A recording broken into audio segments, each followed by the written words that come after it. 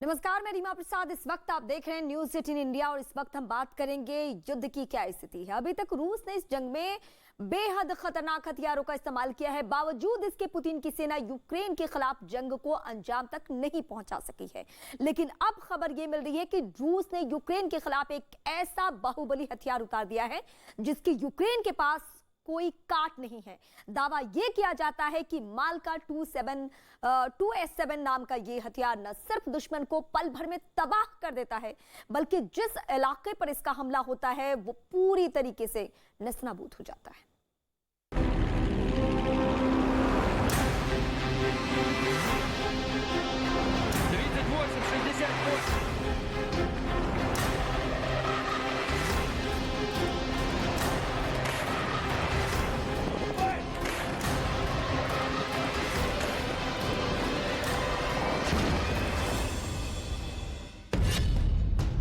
एक घातक हथियार,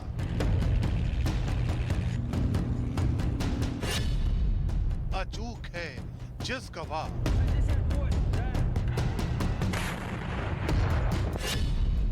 जंग के मैदान में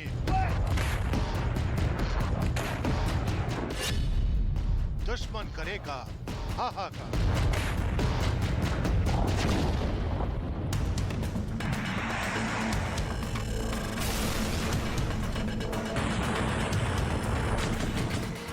ये महज एक वॉर मशीन नहीं है, बल्कि साक्षात मौत है। ये पुतिन की सेना का वो हथियार है जो न तो अपना निशाना चूकता है और न ही दुश्मन को जिंदा छोड़ता है।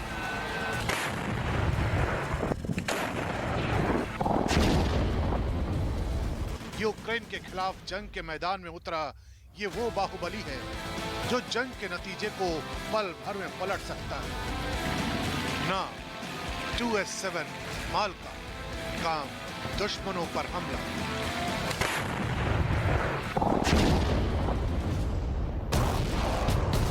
और इसीलिए रूसी सेना ने जंग के मैदान में इस बेहद घातक हथियार को उतार दिया है। दावा किया जाता है कि एक ऐसी तोप है जो छिपे हुए दुश्मन का भी काल बन सकती है।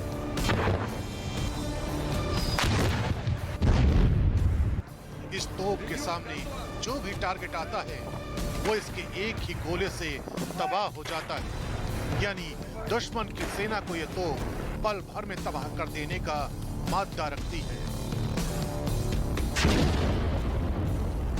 दरअसल पुतिन की सेना अब जल्द से जल्द यूक्रेन के खिलाफ छिड़ी जंग को अंजाम तक पहुंचाना चाहती है।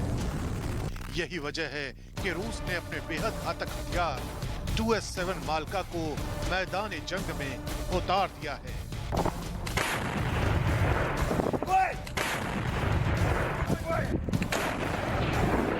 ये तोप कितनी ताकतवर है इसकी नुमाइश रूस की तरफ से एक वीडियो के जरिए की गई।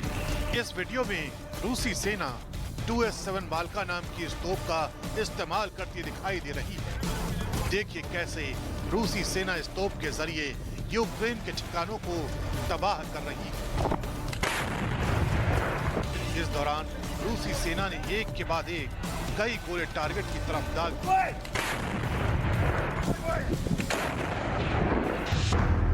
रूसी सेना से मिली जानकारी के मुताबिक इस तोप के जरिए दुश्मन निशाना बनाया जा रहा है ताकि जल्द से जल्द यूक्रेन की ताकत को कम किया जा सके, जिसके लिए रूसी सेना खासकर यूक्रेन के ऐसे ठिकानों को चुन रही है जिन ठिकानों पर अमेरिका और यूरोप से मिले हथियार छिपाकर रखे गए हैं। इसी सिलसिले में रूसी सेना की तरफ से दावा किया गया है कि उसने यूक्रेन की 6 ऐसी जगहों को निशाना बनाया है जहां अमेरिका और यूरोप से मिले हथियार छुपा कर रखे गए थे।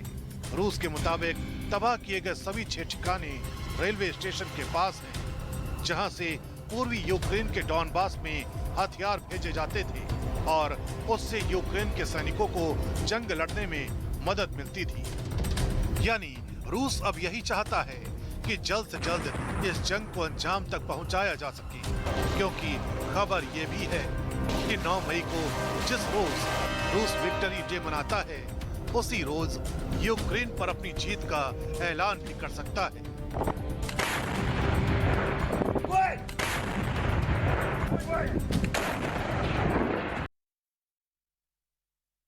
2 महीने के बाद भी यूक्रेन पर रूसी हमले तेज है। रूसी सेना की यूक्रेन के शहरों पर लगातार बमबारी जारी है। रूसी सैनिक यूक्रेन के शहरों को अपने कब्जे में ले रहे हैं या उसे खंडर में तब्दील कर रहे हैं। रूस ने यूक्रेन के कई शहरों पर कब्जे का दावा किया है। आइए अब आपको मैप के जरिए समझाते हैं कि यूक्रेन के कौन-कौन से शहरों पर रूसी सेना ने अभी भी बढ़त बनाई हुई है। तो ये हम आपको बता रहे हैं इस वक्त इस मैप के जरिए। वो लोकेशन हम बता रहे हैं, यूक्रेन का मैप इस वक्त आपके सामने है और हम आपको बताते हैं कि वो कौन-कौन से टॉप टारगेट वाली जगह है। खेरसोन, मल्टोपोल, मारियोपोल, डोनेस्क, लुहांस्क और रुबेजे, ये जो इलाके हैं यहाँ पे रूसी सेना अभी भी ये दावा कर रही है कि हमने यहाँ पे कब्जा कर रखा है, हमारी सेना का दखल है यहाँ पे। लेकिन ये सच्चाई नहीं है। सच्चाई ये भी है कि यूक्रेन की जो ताकतवर सेना है, जो भले ही पश्चिमी देशों के हथियारों के जरिए लड़ रही हो, लेकिन अपने इन इलाकों में यानी खेरसोन हो या फिर मेल्टोपोल हो, इन सारे इलाकों में वो भी उसी तरीके से एक्टिव है। यानी रूसी सेना से लगातार वो लोहा ले रहे हैं और लोहा लेकर अपने इन जगहों को यानी रुबेजे, लुहांस्क और डोनेस्क, मारियोपोल, इन सभी जगहों को बचाने की कोशिश में कौन है? यूक्रेन की सेना। और यूक्रेन की सेना आज 70 दिन गुजर चुके, 71वां दिन है युद्ध का और आज भी यूक्रेनी सेना इन पूरे इलाकों को, यूक्रेन के इन तमाम शहरों को, इन टॉप टारगेट एरिया को अपने कंट्रोल में अभी भी करने की कवायद में जुटे हुए हैं। तो इस यूक्रेन के मैप के जरिए हम आपको बता रहे हैं कि युद्ध की स्थिति 70 दिन गुजर जाने के बाद किस तरीके की है। रूस की सेना का दावा अलग है और यूक्रेन की सेना का दावा है अलग, और दोनों के दावों की सच्चाई ये है कि युद्ध अभी भी जारी है। तो इस बीच हम आपको बूचा के बारे में बताते हैं। बूचा में कुछ नहीं बचा, ये दुनिया ने देखा, लेकिन जब कैमरा खार्किव की तरफ घुमा तो और भी ज्यादा खतरनाक मंजर सबके सामने था। हमारे रिपोर्टर जनक दवे इस वक्त यूक्रेन के उन इलाकों का दौरा कर रहे हैं जहां पर नरसंहार की रिपोर्ट्स लगातार मिल रही है। यूक्रेन में गम, गुस्सा और मातम की ऐसी तस्वीरें सामने आ रही है जिससे दुनिया दहल रही है।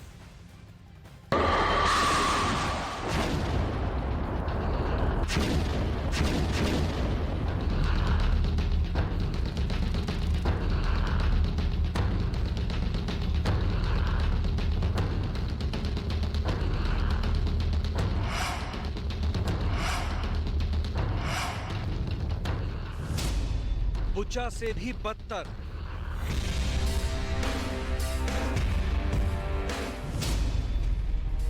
बुचा नरसंहार से भी भयंकर।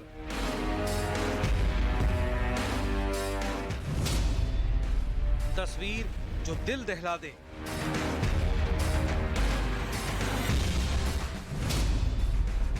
हर तरफ लाशें,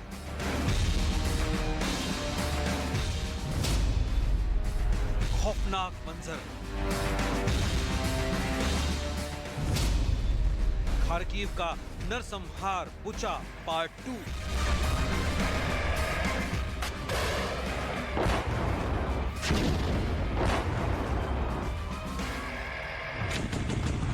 बम और बारूद की आंखें नहीं होती हैं। ये इंसानों को देखकर नहीं फटते।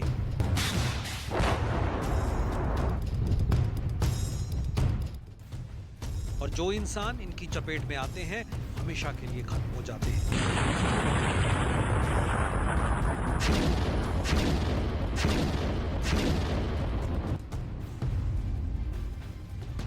लेकिन ये जो लाशें खार्किव में नजर आ रही हैं, ये बम धमाकों या मिसाइल के अटैक का नतीजा नहीं है। ये बर्बरता पूर्वक नृशंसता से की गई हत्याएं हैं। आखिर इन लोगों की जिंदगी के आखिरी पलों में क्या हुआ था? इस सवाल में खार्किव की जंग का बड़ा रहस्य छुपा हुआ है। कीव पर यूक्रेन का कब्जा हो चुका है, लेकिन कई हफ्ते बीत जाने के बाद भी इन मलबों से क्रूरता और दहशत की कहानियां सामने आ रही हैं।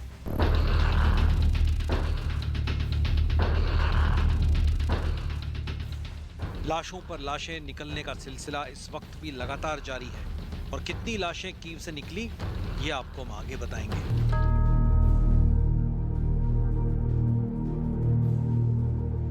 खार्किव से लेकर कीव तक यूक्रेन के लोग एक ऐसे गम और मातम के दौर से गुजर रहे हैं जो उनकी जिंदगी में एक कभी न खत्म होने वाला बुरा सपना बनता जा रहा है।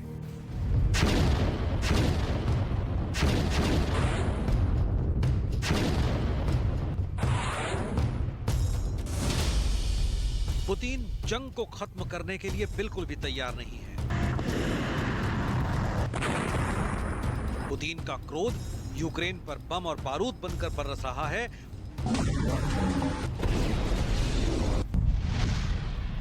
और दूसरी तरफ बरस रहे हैं यूक्रेन के लोगों के आंसू।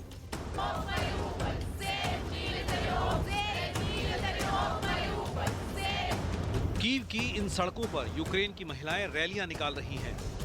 आखिर क्यों इनकी आंखों में आंसू हैं? आखिर ये दुनिया से क्या कहना चाहती हैं?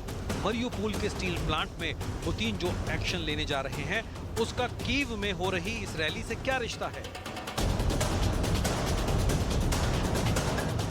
आगे ये हम आपको समझाएंगे।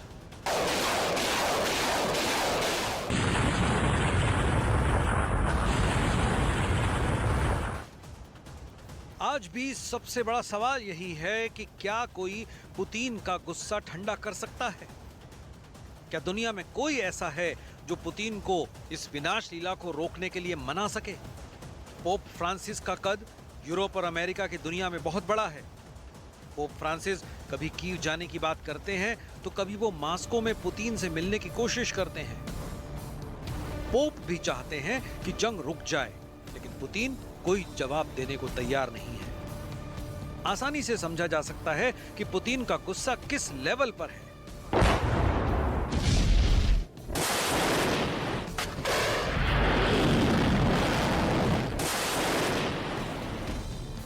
अब आपको इन तस्वीरों की पूरी कहानी बताते हैं। खार्किव के 11 गांवों पर रूस की सेना ने कब्जा कर लिया था, लेकिन इन 11 गांवों को यूक्रेनी सेना ने लड़कर दोबारा हासिल कर लिया। और अब यहीं यूक्रेन के सैनिक इन गांवों में एक सर्च ऑपरेशन चला रहे हैं, जिसमें उनको सबसे पहले मिली ये लाशें। ये 4 लाशें रूस के सैनिकों की हैं जो यूक्रेनियों के साथ गन बैटल में मारे गए हैं। इन सैनिकों के पास गोलियों के खोखे मिले हैं, जिनसे साबित होता है कि जबरदस्त स्ट्रीट फाइट और संघर्ष के बाद इन रूसी सैनिकों का कत्ल हुआ है। अब जरा यूक्रेन के इस सैनिक की खतरनाक चेतावनी सुनिए। Поселок за поселком мы идем к освобождению своей территории, мы идем к победе над страной-оккупантом, над диктаторским режимом. Вчера была освобождена Кутузовка, вчера мы вышли с Лозовой, поменялись на Национальную гвардию. День Победы, конечно, мы в Москве не отпразднуем, но и в Киеве тоже, ни в Киеве, ни в Харькове мы его провести не дадим. खार्किव के इसी गांव में, जिसे यूक्रेन के सैनिकों ने आजाद करवाया है, कैमरा आगे बढ़ता है तो नजर आती है ये इमारत, जिस पर गोलियों और तबाही के निशान साफ देखे जा सकते हैं।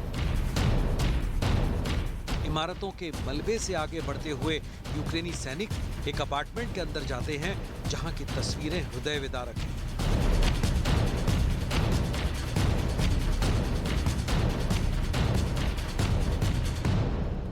देखिए कैसे पूरा घर अस्त व्यस्त है। इस घर के अंदर भयंकर संघर्ष हुआ है। घर के अंदर सबसे पहली लाश पानी की बोतलों के पास है और दूसरी लाश के पास खाने का सामान बिखरा हुआ है।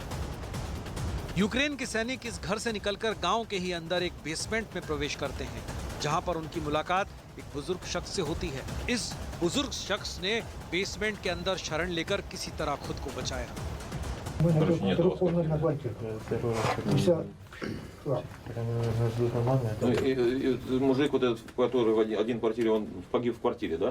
Ну да. А вот эти 3 тел, которые на первый этаж занесли их, да, я так понял? И они- Нет, тут возле подъезда